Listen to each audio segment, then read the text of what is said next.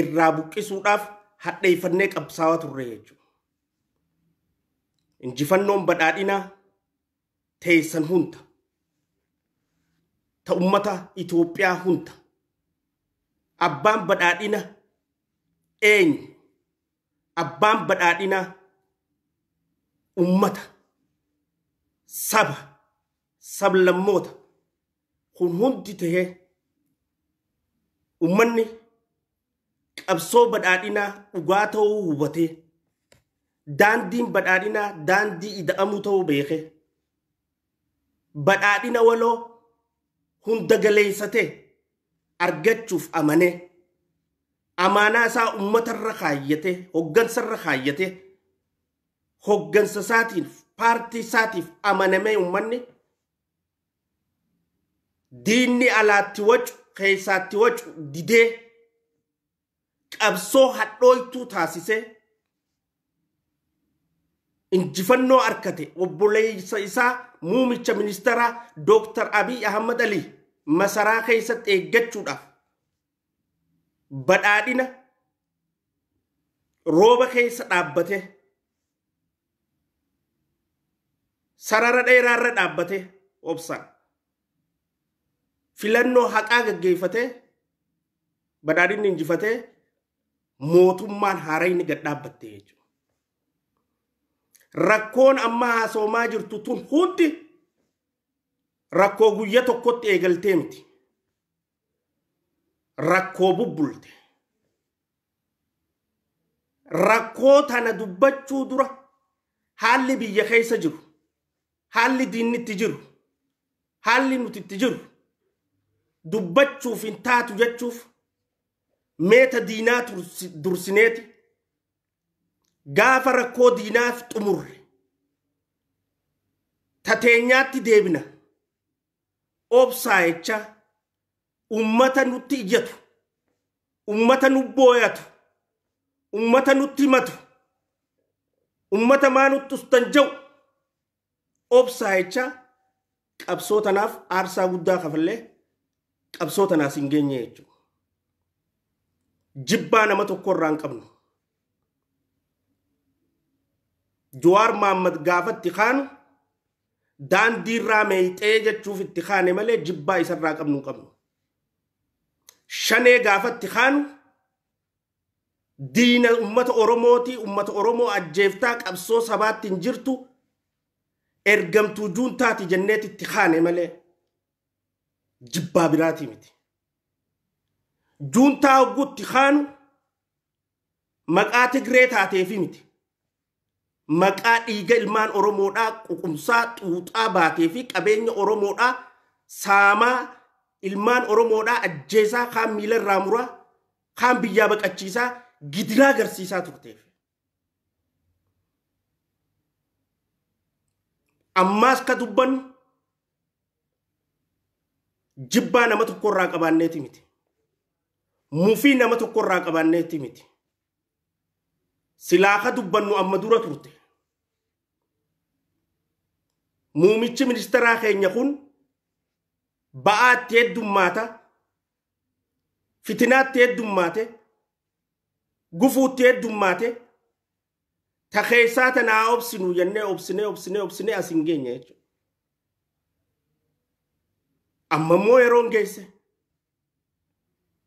Sababni amma booda itti waliif usnu, sababni amma booda itti waliif callifnu, sababni amma booda gaafii ummataa, booyicha ummataa, araaraafama ummataa ittiin callifnu tokkolleen hin jiraatu jechuudha. Dubbiin abbaa argachuu qabdi.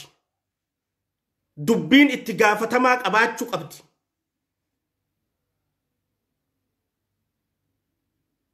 Badhaadhinaaf ka dhaabbatu hundi qabsaa'ota haqaati.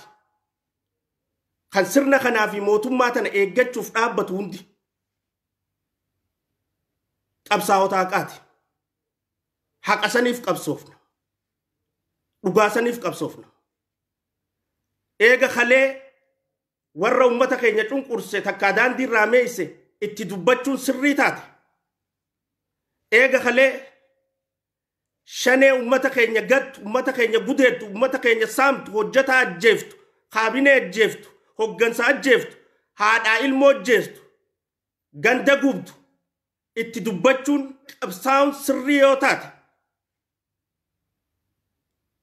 eega shanee baankii saamtu qabeenya saamtu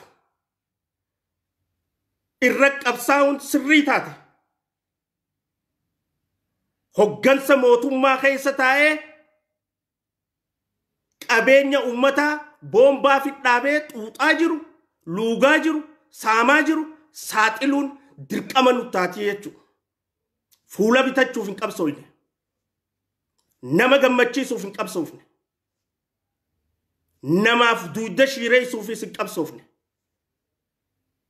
Eega filannoon dhumatte booda laayivii asirra dhufee haasa'uu dhiiseen ture. Sababni inni dhiiseefis bakka bu'aa ummataa maqaan ta'eef mana marii keessatti kabajaa ummata na filateetiif kabajaa mana marii saniif ulfina kennuudhaan amma booda laayivii dhufee asirraa haasa'urraa if qusadheen dhiisee jechuudha. Hujiin teenya laayivii haasa'uu qofaa miti. Qabsootti godhuuf asirratti haasoofna malee hujii biraa qabna. Waan dalaguu qabnu hedduu jira. Waan hojjechuu qabnu hedduu jira. Sanii jecha laayivii irraa if qusannee jechuudha. Amma immoo eega juuntaan hara waldayaa kanatti ol dhiyaatte dubbiin hundi ija baafattee gabbaate jechuudha. Kan ijaararra rarra'ee juuntaadhaa wajjin walii galuu barbaadu kan shaneedhaa wajjin dhokatatti walii galuu barbaadu ija baaftee dubbiin gabbaate jechuudha. Callifnee laalaa turre. Callifnee adda baafachaa turre. Amma immoo dubbachuun amma immoo saaxiluun yeroon isaa geesse. Eega qabsoo gittaa wanni jaan hin jirtu wanni ummata keenya irraa dhoysinu wanni ummata keenya irraa hulaa cufannee haasoofnu takka hin jirtu kanutti himachuu jiruu ummata keenya arku ka jirru rakkoottuun ta ummata irraa dhufte ta nutiis arku jirru jechuudha. Jayna qabaachuu qabdi jechuudha. Ka ejjennoo qabaatee murannoo qabaatee kutannoo qabaatee ummata isaatiif dhaabbatu. Karakkoo ummataa kana dubbatu. Karakkoon ummataatuun akka saaxilamtu taasisu. Kaleen sodaannee har'aas hin sodaannu jechuudha. Abbaan fadhe ijoolleen badhaadhina wajjin deeggaraa turre wajji qabsaa'aa turre abbaa fadhe garee fadhe deeggaruu ni danda'a. Gareen hin jirtu. Ka jira ka ummata saamuu jiru hattuu saaxiluu fi ka hattuun saaxilinaa jettu idduudha jirti dubbiin. Namni gizee hattuun saaxilamtu haa saaxilamee qoratamuu jechuurra walii galuu qaba. Haa qoratamuu namni kun saaxilamee haa qoratamuu irra walii galuu qabatana namni. Lakkii kamitti hattuu saaxiltaan hin taatu. Xabaqaa hattuu ta'uun hin taatu jechuudha. Tana eega qalbii qabanne wanni amma saaxiluu deemu tun ta kutaa tokkoffaatun hundi kutaan lammeeffaatis ni jiraata inshaallah kutaan sadeeffaatis ni jiraata qalbiidhaan ummanni keenya qaamni mootummaadhaa qaamni federaalaa kan quuqama sabaatii fi laalaa sabaa qabu hundinuu hadheeffatee waan kanarra qabsoofne mataa jallate sirreessuu danda'uu qabnaa jechuudha. Saamicha ummata keenya qoqoru jiru ummata irraa dhaabuu qabnaa jechuudha. Ajjeechaa ummata irra deemu jirtu ummata irraa dhaabuu qabna. Ummanni Oromoodha ka Oromiyaa guutuu keessa jiru mootummaa muumicha ministeeraa Dr. Abiyyiin hoogganamtu fi paartii badhaadhinaa dhibbatti filatee jira. Gidiraarra ga'u jirtu obsaa. hammeenya jireenyaa obsaa saamicharra gaggeeffamu obsaa roorroo irra deemu jirtu obsaa xiiqiidhaan obboleessa isaanii ilma isaanii hoggansa isaanii jala dhaabbatanii jalatti hiriiranii diina muumicha keenya biyya teenya ummata keenya gumaa baasuu irratti lubbu hanga lubbuutti ta qaban irraan qusanne ta horan irraan qusanne tammaas dhalanii dhalchan irraan qusanne jechuun ilmoo badhaasteeti haati eebbistee raayyaaf ergaa jirti. Haqa isaanii nu jiraa jechuun dhugaa isaanii nu jiraa jechuun cubbuu isaanii irra deemtu shira isaanii irra deemu malaamaltummaa isaanii irra deemtu hattummaa isaanii irra deemtu asii achi obsinee wanni bira darruuf obsinee wanni irra hunnuuf hin jirtu jechuudha. Uummanninis ni beeka nutiis ni beekna abbaanaatu jiruusiif beekaa jechuudha. Tanaaf uummanni keenya tokkummaa isaa jabeeffachaa roorroo galte tana gamtaan mancaasuun dirqamaa jechuudha.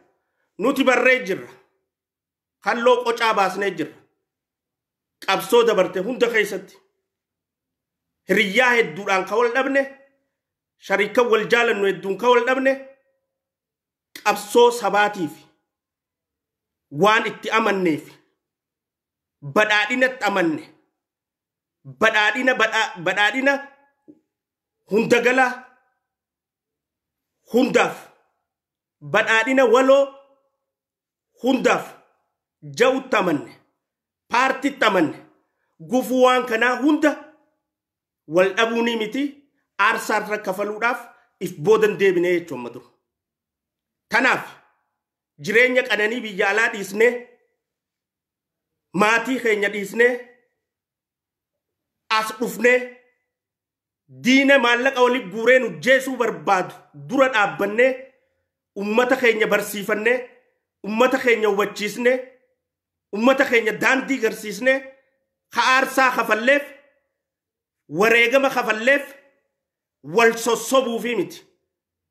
Jijjiiramni dhugaa dhufee jijjiirama dhugaa saniin ummanni keenya gadadoo keessaa bahee jiruu araraafamatti jirurraa hafuura akka fudhatu taasisuuf akka ummanni keenya roorroo irra turteerraa boqonnaa fudhatuuf akka ummanni keenya carraaqqatee jiraatee jiruun isaa fooyyooytuuf akka ummanni keenya hattuu biraatiin irra deebi'amee qoqaramee saamamee afanfaajjee gidiraa arkuufi miti jechuu ka qabsoofne.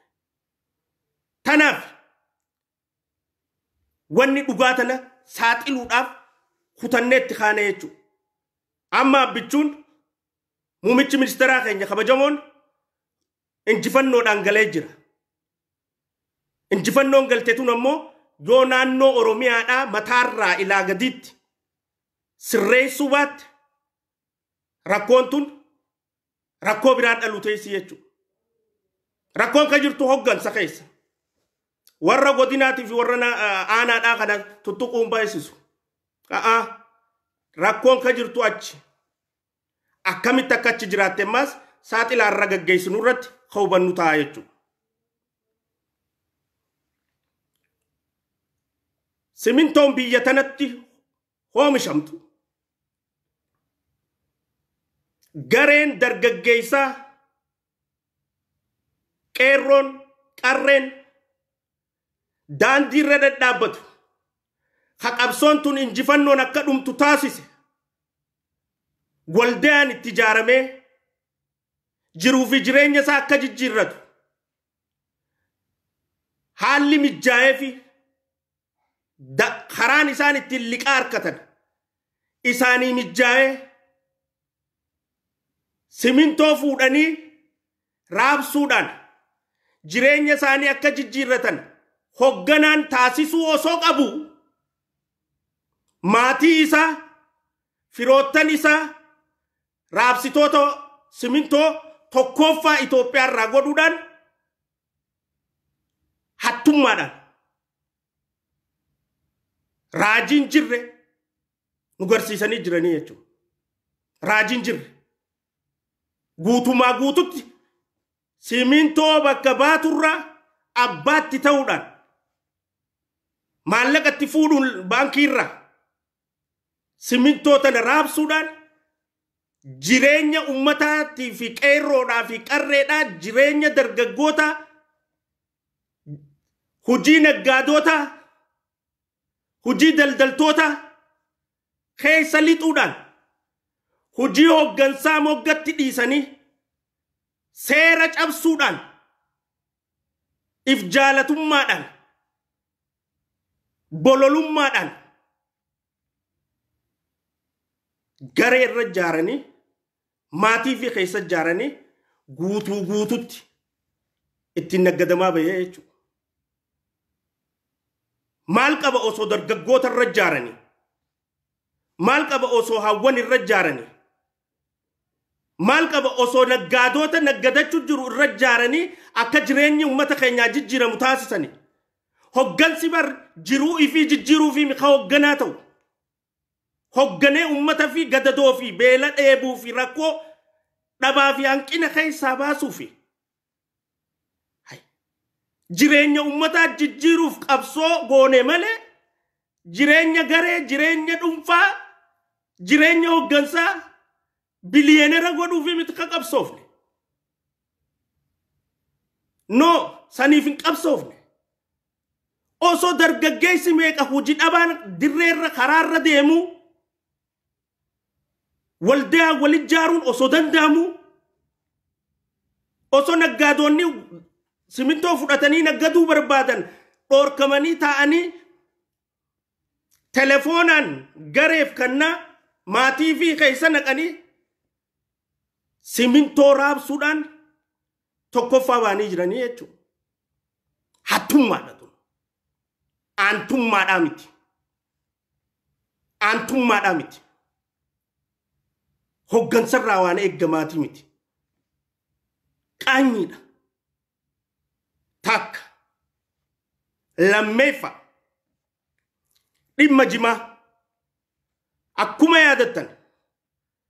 Gaafa Jawaar Mohaammed jimaa raammis keessa harkasaa naqate.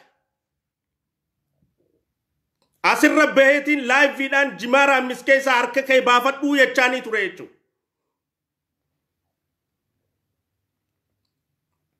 Naggadachuu feetaa siyaasaa dhaabii naggadadhu. Jawaarii wanni niin jedhe. Tasanii alaa immoo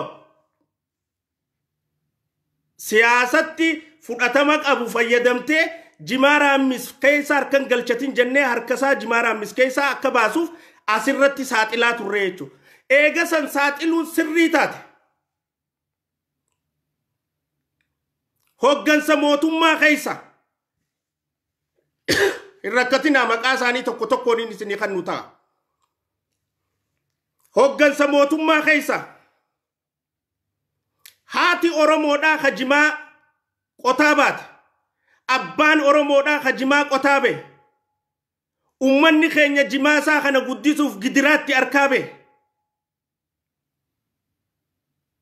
Osoonii fi jimaa kana waldeehan jaaranii akka isaan biyya alaatti ergatanii doolaaraan gurguran godhuun danda'amu sirriitti hubadhu asitti.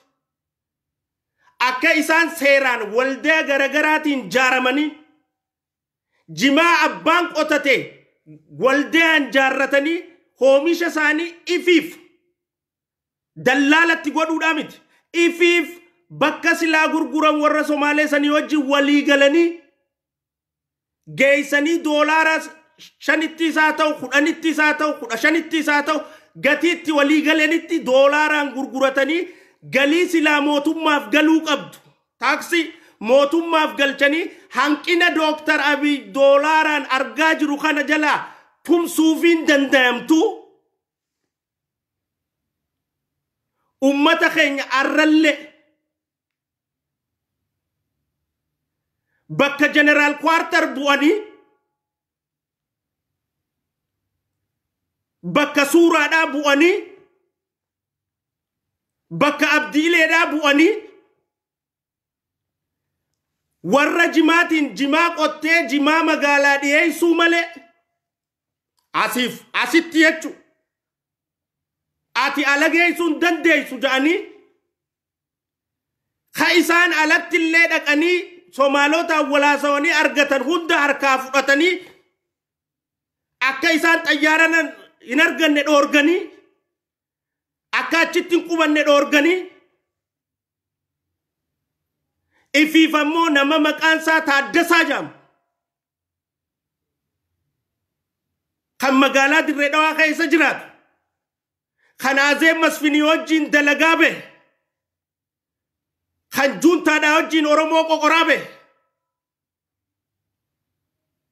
kan maallaqa juuntaadhaa sossoosuun beekamu kan qabeenya juuntaatiin faabrikaalee garagaraa bakka bu'ee akka kasaatti hojjechuu jiru bakka buufatanii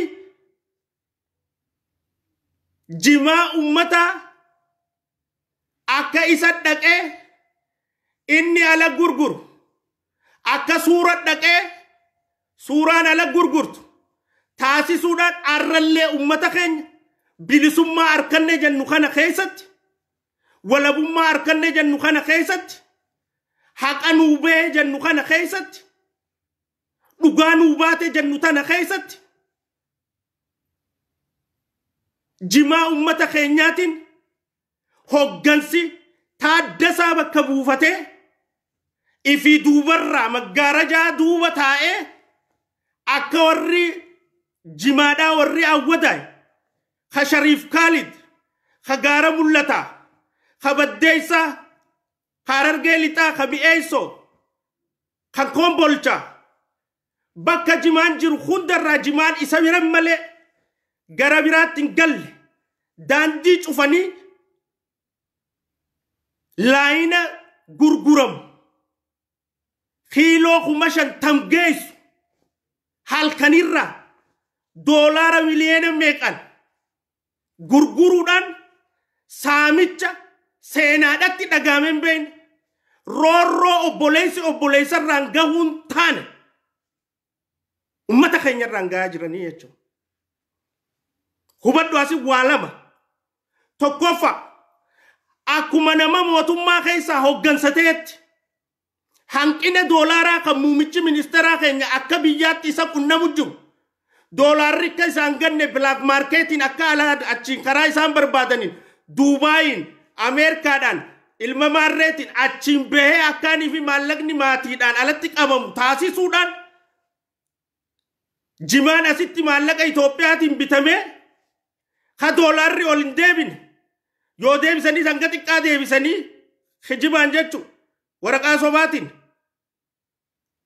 akka doolaarri kun alatti hafu taasisuudhaan saamicha hongan qabne kan wayyaaneen addan ta'in dhimma jimaa irratti ummata keenya godhaa ka jiru hoggansaa jechuun mataadha.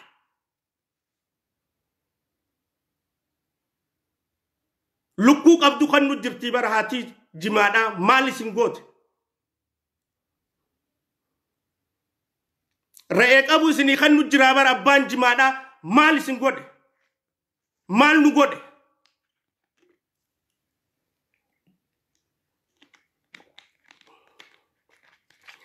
Yoo deeggarsaa nurraan qutanne akka mootummaatti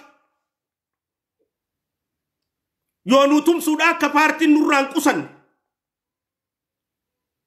yoo nu filachuudhaan nun dinne ummataan dhaadachaa ummata saamuun cubbuu oliiti. Taambiraat Laayinee zamana mallas jiruutu amma ta'u jiraa jechuudha. Warra qabsoo hadhooytuun isaan hin injifatin maallaqni jimaa isaan injifatee jira jechuudha. Jaallan keenya ka qabsoon hadhooytuun wajjin qabsaawaa turre isaan hin injifatin maallaqni simintoo isaan injifatee jira jechuudha. Maallaqni jimaa isaan injifatee jira. Saamichi jimaa isaan injifatee jira. Arraa wadaay garaabaa jimaa qofaatu jira. Daldallichi gaggeeffama dubartii meeqaatu dalagaa hin qabne dargaggeessa meeqaatu dalagaa hin qabne waldaan jaaranii isaan kun ergachuun taani namaa miti jijjiiramni haa dhufu jenne ka dhuunfaatii miti bar ka sabaati ka ummataati akkamitti afaan ummataarraa fudhatee namni hoggansa aan ummata kanaan bulcha jau kalee abdiilee bakka buufatanii wayyaaneen nu saamaa turte ummata keenya saamaa turte qabeenya ummata keenyaa saamaa baate suuraan almaazii wajji jaartii mallasii wajjin azeebii wajjin akka feete qabeenya keenya saamaa baate jimaa saamaa baate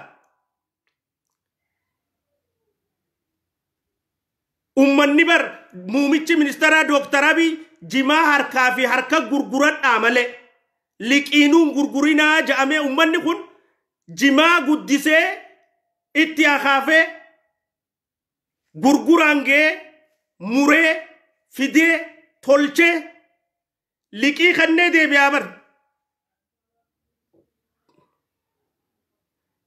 gaafa barbaadam jimaan keen gurguramne jaaniin ficaa bitatee gala gaaza bitatee gala sukkaratti bitatee gala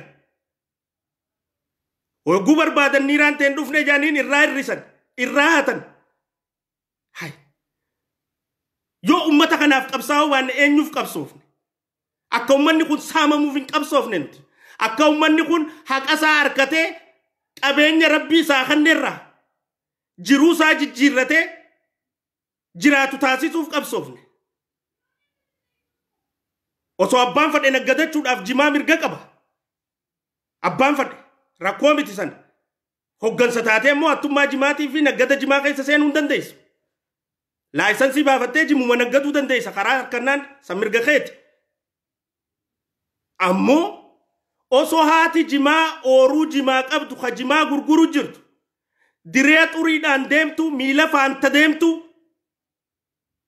jiruun araraaftee jirtu akkamit garaan isin danda'e maallaqa irraa nama bakka buufattanii ifii doolaara alatti hambiftanii achiin Duubaa hin geessattanii saamicha ija baase saamicha daangaa dabre akka isaan naggadachuu hin dandeenye akka isaan geeffachuu hin dandeenye dhoowwitanii suuraan kalee wayyaanee wajjin jaartii Mallas Zeenaawitii wajjin abdiilee wajjin jeneraal Kwartarii wajjin ummata keenya ummata Oromoo jimaa naggatatu saamaa baate ammaas akka saamtu taasistanii gaafa nuti dhorkine suuraa dhiisaan tuqinaanuun jettanii akkatti maallaqa fudhattanii eenyuun isini bilbilamtee eenyu bilbilee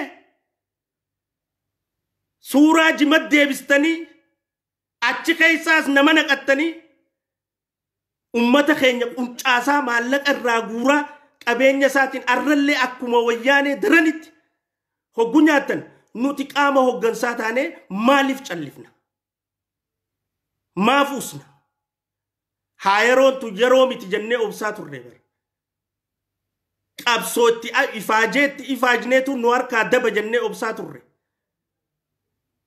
haqaa muumichi ministeeraa kana roorroon itti heddummaatti dabala taanu qooy tanani ubobsanna ni bulchanna jenneeti callisaa turre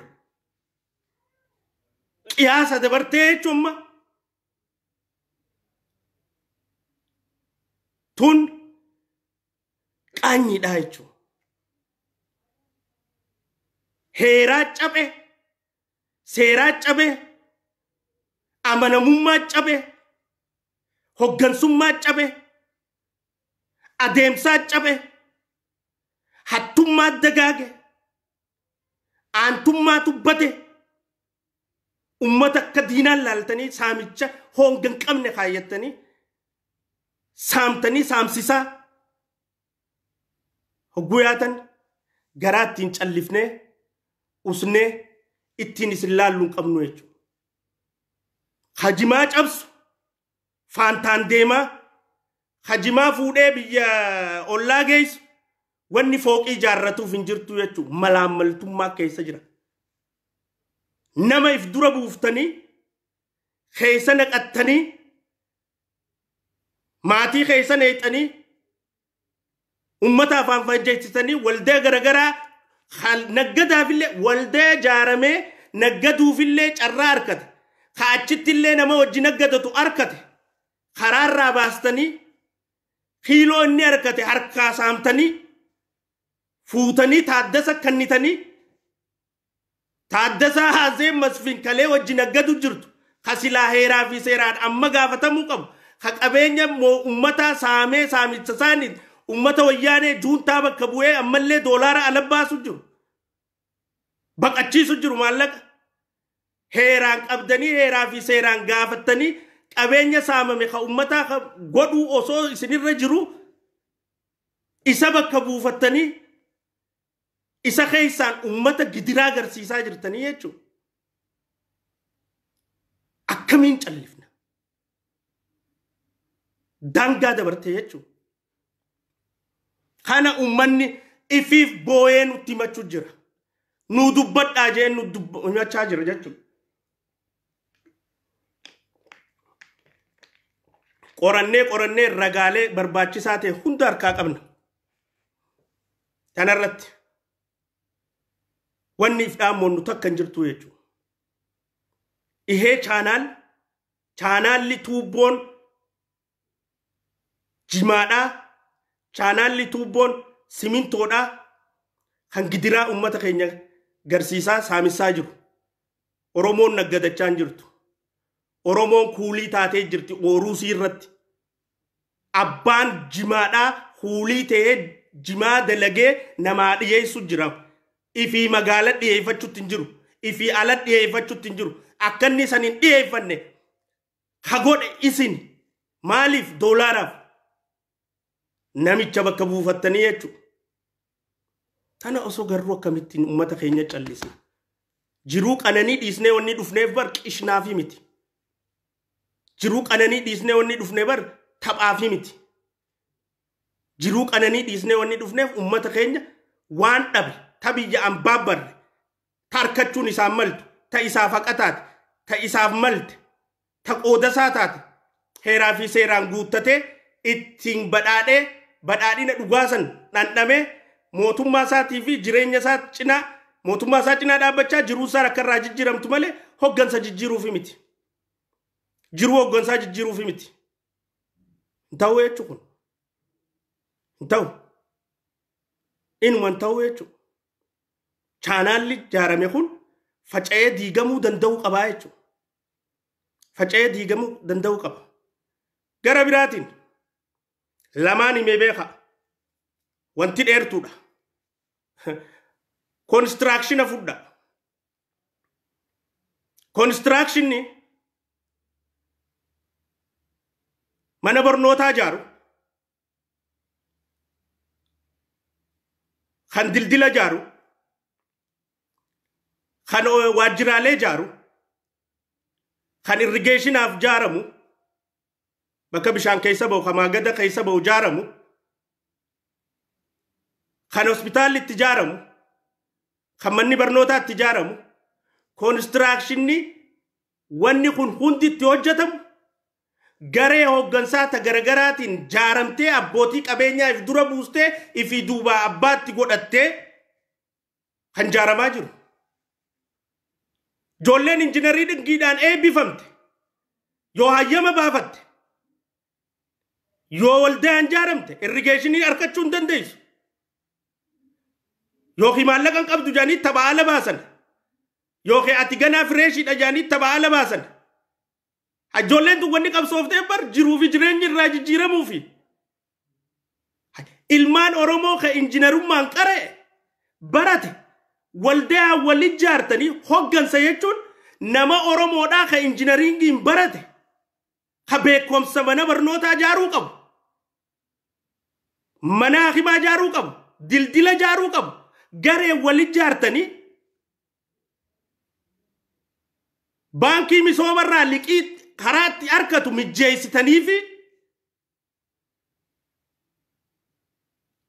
aanumaa fi godinaa fi naannoo isaan jiraatanitti akka dorgomanii isaan harkatan yoo taasiftan hojii dhabee meeqarraa meeqa hirristan hojii dhablummaa meeqarraa meeqa hirristan hoggansa jechuun kanaami hogganuudhaami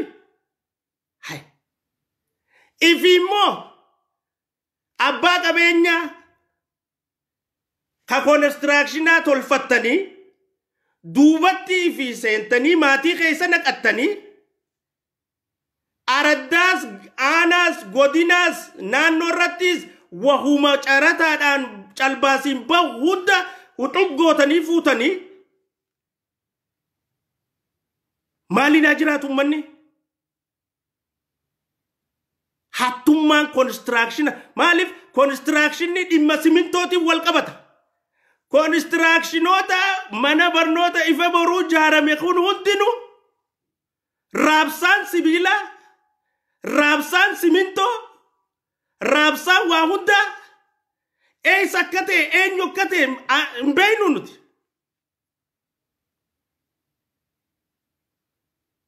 hin beeknu jireenya oromoodhaa hammeessuu irratti malaamaltummaadhaan if duroomsuu irratti hojii dhablummaa babal'isuu irratti ummataaf naasuu dhabuunaan saamicha honga hin qabne ummata irra gaggeessaa jirtanii jechuudha. Kan constructionaatis kanumaa jechuudha. Maallaqni amma deemee inumaa biliyeena meeqa ga'ee jira jechuudha. Kaampaanii biliyeena 5 bitamtanii beeynaa jechuudha. Biliyeena 5 warshaalee adda addaa ka bitame ni beeynaa jechuudha. Eenyuuf akka bitame eenyu akka bite kanaafi mi ka qabsoom tanaaf ummata keenyaaf anaannannee dhaabaa waan kana abbaa waan kana godhuu qabu gee itti gaafatamummaa argachuu qabaa malaamaltummaan shirtummaan warra aantummaa sabaa qaban xulug godhanii dhiibanii warra dubbanne waa takka keessan seenne jaarratanii caasaa hattummaa akkaataa itti ammallee ummata keenya gidiraadhaan if dura saamuudhaaf itti qophooftan hunda takka takkaan beeynaa jechuudha. Tasuma tana walitti hin dhiisnu ittis wareegama barbaachisu kafallaa jechuudha. Ha qabsooyneefitu haqa kana. Ha aarsaa kafalleetiifu haqa kana. Arrasoo gidda naggaadeen naggadachuu dadhabde isinii fuudhe. Arra sibiila naqachuu dadhabde naggaadeen isinii fuudhe. Arra zeetaa sukkara naggadachuu dadhabde naggaadeen isinii fuudhe. Wahuma naggaadeen naggatu khasaaraa meeqa irra ga'u jira naggaadota. Namni nu gizee nu harkee bar dingatan nutti booya. Aboo rabbuma sodaadhaati nyaadhamne eenyu isin nyaata. Aboo achuma keessa ni beekamaa jechuudha. Haqa ummataa ija qabdanii dhugaa ummataa dho'isitanii ummataaf qabsoofne jecha ummata hogganne jecha kana ummata irra gizee raawwatan qaanyiidha jechuudha.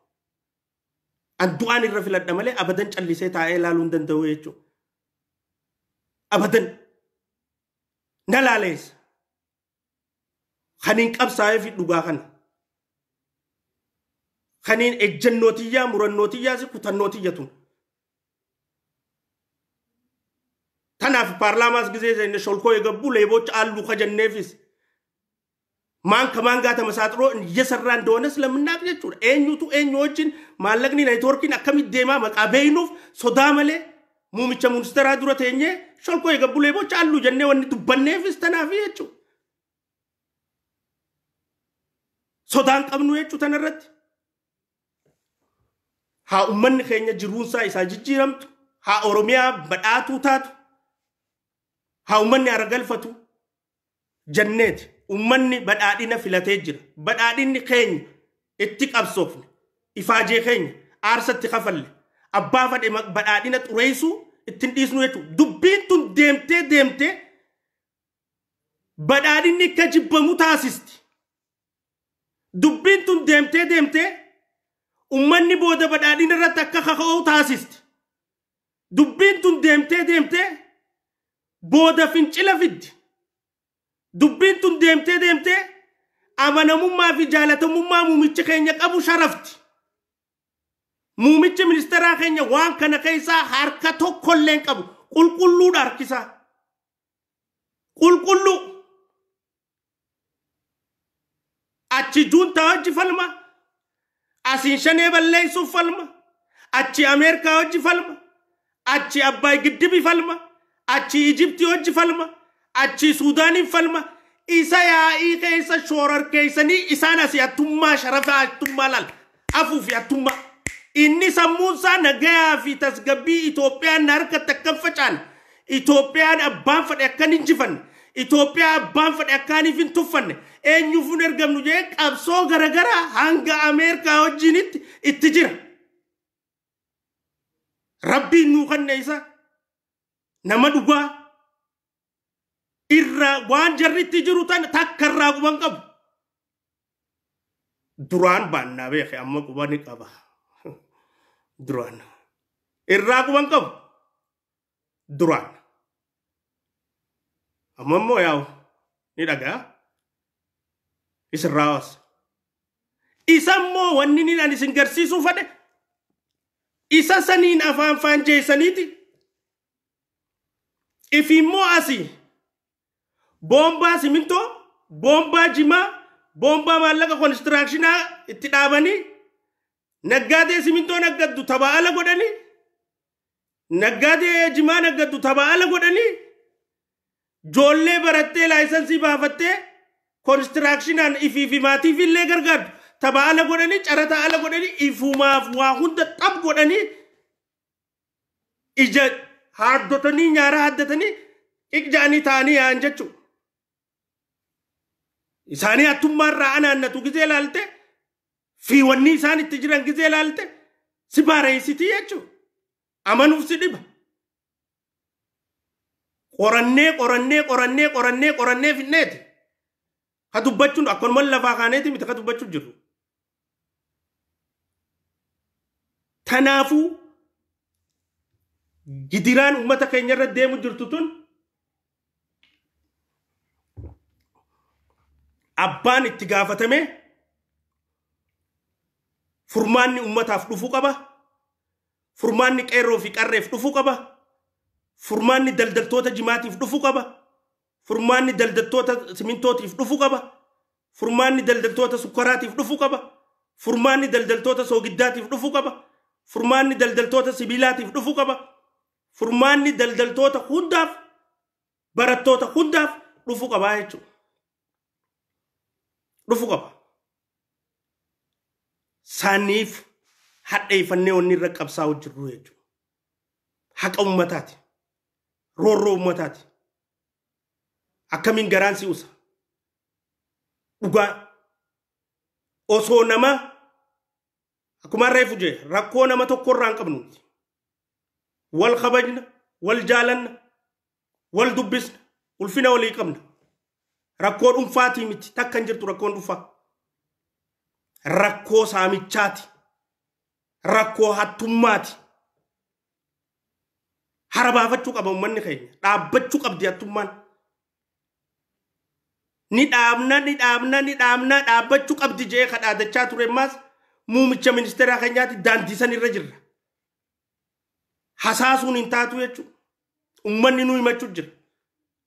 Gara biraatiin afreeffa nageenya naannoo Oromiyaa. Nageenyi naannoo Oromiyaadha guyyarraan guyyatti hammaataa deemaa akka jiru hundi keessan ni beektan. Gaafa nuti Awaash kanaa gad qad goonee qabne shaneen takka ganda keessa deemuu dhiisi karaarra deemuu dhiisi bakka takka keessatti qad goonee qabnee turre jechuudha. Akkatti qabamuu beeku maqaa beeknuuf. Akkatti hojjetamuu qabu maqaa beeknuuf. Uummata keenya ni beekna. Gorfannee ka adabamuu qabu adabannee ka hidhamuu qabu hidhannee ka tarkaanfii irra fudhachuu barbaachisu fudhannee guututti godinoota keenya Awaashii gad shaneen keessa hullit jettee akkan deemne hiinee ta'anii turre jechuudha. Shaneen lixa Wallaggaa qofatti ummata keenya ajjeesuudhaan araraasuun hoggantoota ajjeesuun caasaa ajjeesuun ummata Oromoo ajjeesuun gidiraa agarsiisaa turte. Akkamiin deemaa dhuftee hanga Amboo jala dheeyxee raajiidhaa jechuudha. Hanga Kaambii banattee leenji'uudhaa. Hin dhagayamu. Quban qabanii. Maaf callisan.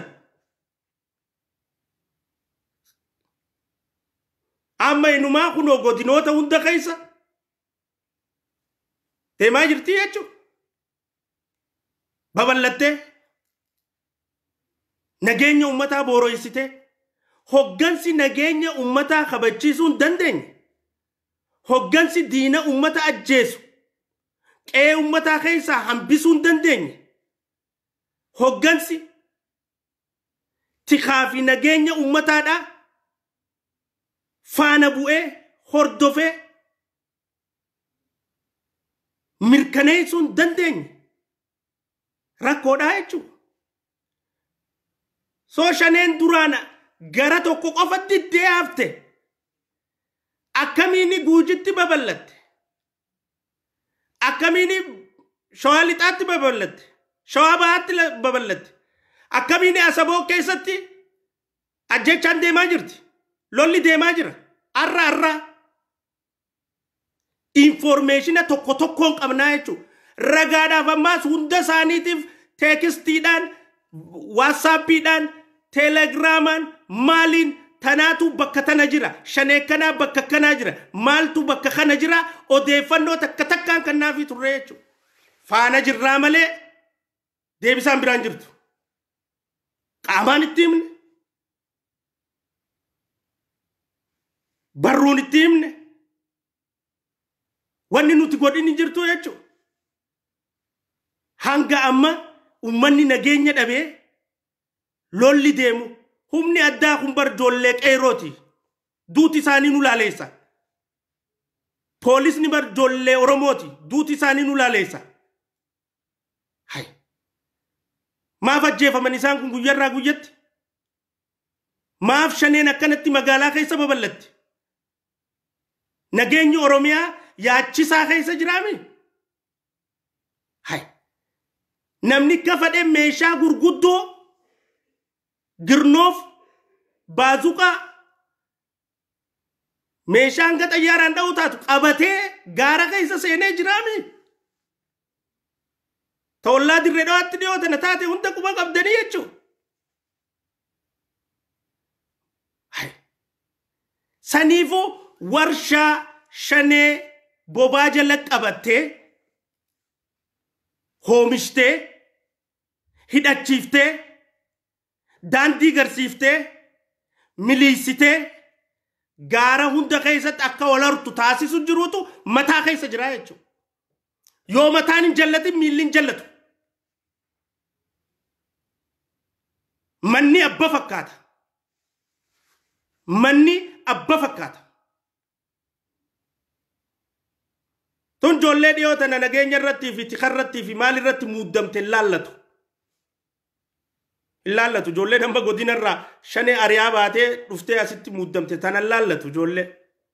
Ijoollee amma dhiyootana nageenya irratti muuddamte tika irratti muuddamte kun ilaallatu ifiifuu adeemsuma naannooti wajjinuu wal baruudhaaf ifiifuu yeroo irraa fudhate isaan. No abbaa qaba. Bahuu qaba abbaa san. Eenyu ka horsiisu jiru, eenyu ka snaayiparartii jiru, eenyu ka girnoofitti jiru, akkamiin girnoof seenu jiraaf, akkamiin baazuqaan seenu jiraaf, akkamiin ijoolleen tun meeshaa waraanaa gurguddaa kana qabattee ummata ittiin araraasaa, gudeedaa, saamaa, dibicha qalachaa gaara keessatti sossoohu jirti. Maaltu waan kana horsiisu jira? Warshaan shanee hoomishu jiru mataa jira jechuudha. Mataarra jira. yaa oduun takka takkaas numa turte weer gaafa abiyyi karaa dirreedhaa lolaa kute san uniformii lolaa kaayyattanii maaliif isinis seentanii shaneen dhayina hay abiyyuu juntaa balleessuudhaaf gandara kute isin uffata waraanaa uffattanii maaliif naannoo oromiyaa keessaa shanee dha'uudhaaf hoggansa hundaa wajjin seenina hay yoo dhugaa antummaan nama antummaa saba kana akka shaneen tun akkanatti ummatan dararsine akka nageenyi ummataa kun hin boorooyne akka nageenyi ummataa kun hin bocolomne godhuun niyaanii fi fadhiin ka jirtu taate maaf hin godhu fadhiisaniitu hin jirre jechuudha maaltu jira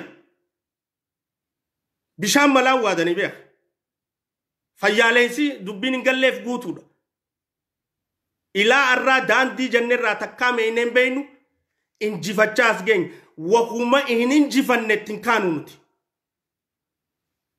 waan hin injifanne rabbilleen itti nun kaasu nulleen itti hin kaanu hanga arraa eega wal barree fi asittu tatti kaane injifannee hunda si asin geenye tanaas akkasuma insha Allah ni injifanne sodaa takka malee shakkii takka hin qaban akka abbaan itti gaafatamu itti hidhamuu taa'u seeraaf itti dhiyaachuu taa'u akka taambiraan laayineetti mana hidhaa seenuu taa'u an shakkii takka hin qabu tanarratti shakkii takka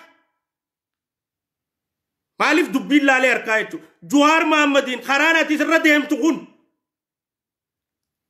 qaallitti si geesseeti abdiilee wajjin kaartaa si taphachiisaa taa'ii gurbaa jeen itti ka'aa ture jechuudha kunoo achi jira warri gaafas isa deeggaraa ture arra isaa achiin agadhiisaaf iyyuu jira osoo nu wajjin itti ka'anii gurbaan kun ni dhaabbataa jechuudha gaafas